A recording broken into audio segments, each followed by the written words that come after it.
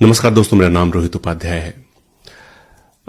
जितने भी मुस्लिम शासक भारत में आए उनके बारे में कहा जाता है कि उन्होंने हिंदुओं की कई सारी मंदिरों को तोड़ा, पूजा स्थलों को ध्वस्त किया, खजाने को लूटा, मंदिरों के ऊपर मस्जिद बनवाई।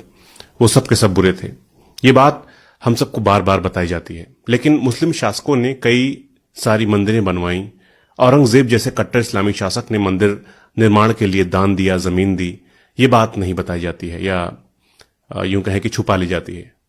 और एक बात कि मराठाओं को इतिहास में हिंदुत्व का रखवाला मानते हैं हम लोग, लेकिन बहुत कम लोगों को पता है कि 1791 में मराठाओं ने श्रृंगेरी शंकराचार्य मठ मंदिर को तोड़ा था, हिंदुओं का कत्ल किया था, जिसको दोबारा बनवाया था टीपू सुल्तान ने, एक मुस्लिम शासक ने। अब अगर ऐसा होता कि औरंगजेब को हिंदुओं से नफरत होती तो वो मंदिरें क्यों बनवाता, और अगर मराठा हिंदुत्व बचा रहे थे तो मंदिर क्यों तोड़ते, हिंदुओं का कत्ल क्यों करते। और सबसे पहले मुस्लिम आक्रांता महमूद गजनवी ने 1025 ईस्वी में सोमनाथ मंदिर पर हमला क्यों किया था? क्योंकि वो हिंदू से नफरत करता था? नहीं, मंदिर पर हमला खजाना लूटने के लिए किया गया था। तो भारत में जितनी भी मंदिरें तोड़ी गईं उनके पीछे यही दो इरादे थे। पहला, खजाना लूटना, दूसरा, अपने पावर का एहसास कराना। तो मंदिरों के तोड़ने की धार्मिक नहीं, हमेशा राजनीतिक वजहें थीं। मंदिर क्यों तोड़े जाते थे इसके बारे में भी बहुत ज्यादा लिखा और पढ़ा जा चुका है। जैसे कहा जाता है कि अपने यहां अलग अलग रियासतों के अलग अलग कुल देवता होते थे जिनकी राजा पूजा किया करते थे, और युद्ध होने पर जो राजा जीतता था वो दूसरे राजा के कुल देवता का मंदिर तोड़ देता था, आम जनमानस में संदेश देने के लिए कि राजा बदल गया है।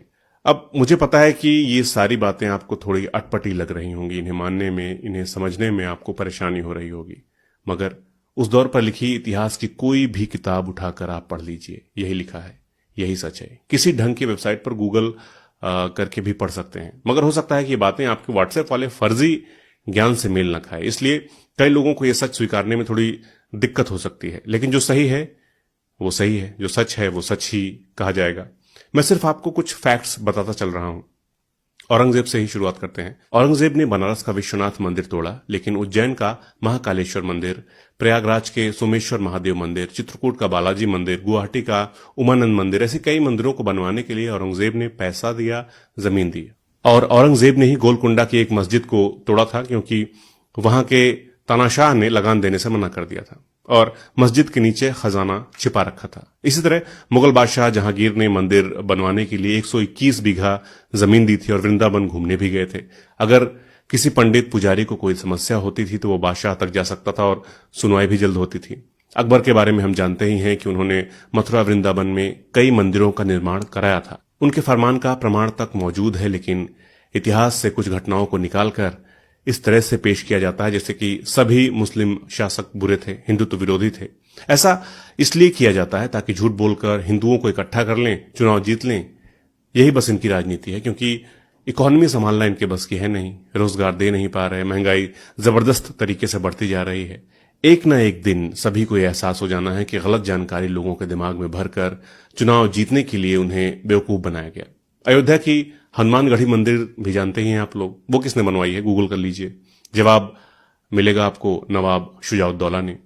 वही अवध के नवाब शुजाउद्दौला जो मुस्लिम थे, मगर उनके साथ मिलकर नागा सन्यासी राजेंद्र गिरी और उनके शिष्य अनूप गिरी और उमराव गिरी की बिना कपड़ों वाली सेना काशी के हिंदू राजा बलवंत सिंह के खिलाफ लड़ी थी।